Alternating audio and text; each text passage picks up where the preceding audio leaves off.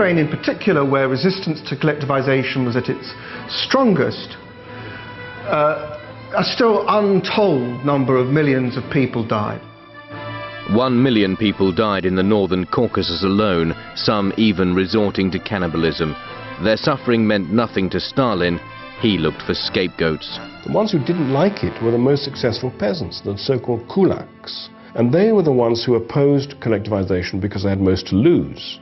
So you just take the kulaks and either you kill them or you send them somewhere to the far north and let them settle there and they'll die out. And 5 million such people died purely as a result of the collectivization. Those who weren't killed by Stalin were sent to work camps called gulags.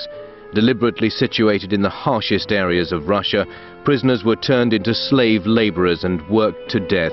Huge industrial schemes like the Dnieper Dam or the Belomor Canal became a living hell for hundreds of thousands who died during their construction. Nobody told us anything whatsoever, no reason why we're there, why they took us there, you know, what we've done wrong, why we're there.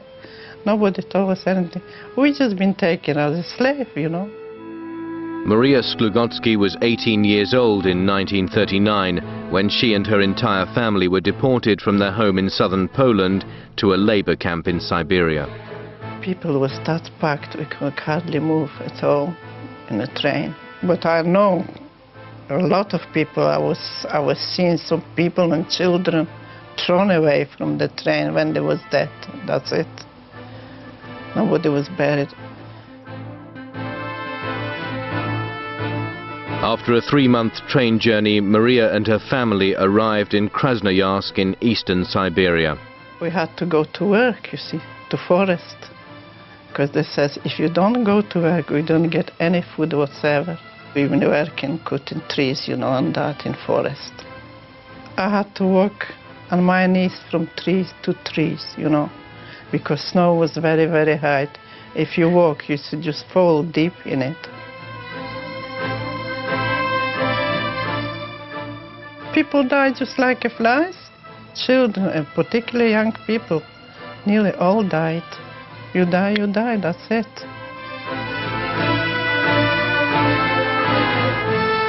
Not that their fates would ever move Stalin. He once commented, "One death is a tragedy, 1 million deaths is simply a statistic."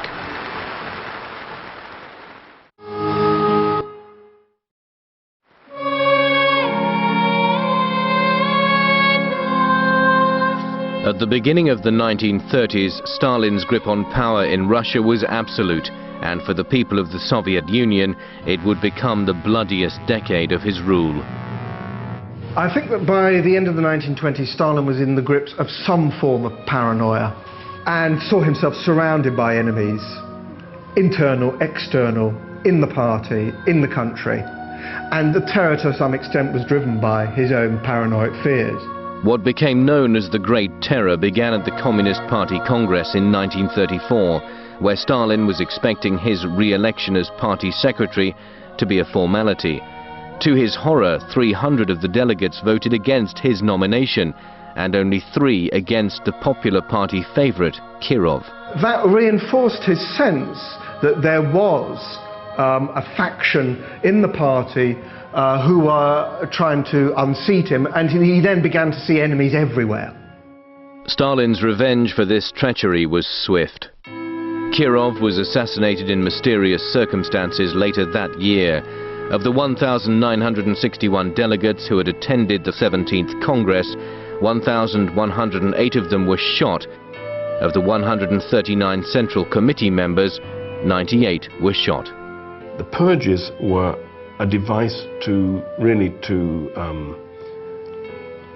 consolidate the new discipline that Stalin was imposing on the society. Everybody knew that if you didn't give total loyalty and visible dedication to Stalin, you could be sent to the cellars of the Lubyanka and executed immediately, or you could be sent to prison or camp for 25 years, and many were. From their headquarters in the Lubyanka, the NKVD, under Stalin's orders, spread fear throughout the country. Thousands were arrested and accused of everything from spying and sabotage to plotting Stalin's assassination. Stalin himself signed thousands of death warrants. One word, one movement of his finger would change the fate of millions of people, the fates of whole nations. Boris Yefimov was one of the Soviet Union's leading political caricaturists during the 30s. His brother Koltsov, a writer, was a victim of Stalin's terror.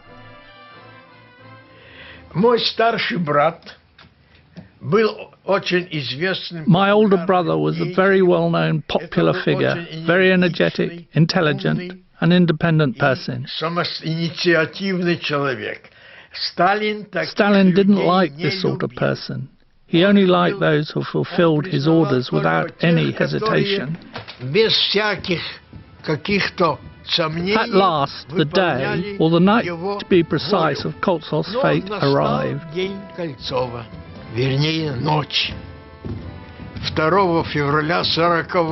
On the night of February the 2nd, 1940, after a year in an NKVD prison, Koltsov was shot. As the brother of one of Stalin's enemies, Boris Yefimov was also targeted for arrest. To be compassionate was not in his nature. Why did he spare me then? The answer is simple. He liked my drawings. In exile in Mexico, Stalin's old enemy Trotsky was murdered with an ice pick in 1940. The army that Trotsky founded was itself purged. 40,000 officers were arrested, almost 15,000 shot, and the rest sent to camps to be worked to death. Stalin was more or less saying to the people of the Soviet Union, look, nobody is beyond my reach. Nobody is safe. Not only did Stalin execute his victims, he erased them from history altogether. He spared no one.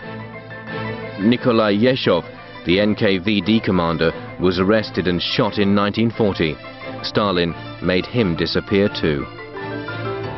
Not even Stalin's wife, Nadezhda, survived the Great Terror. Driven to despair by his treatment of her, during a party in 1932 for his ministers, she left the room and shot herself.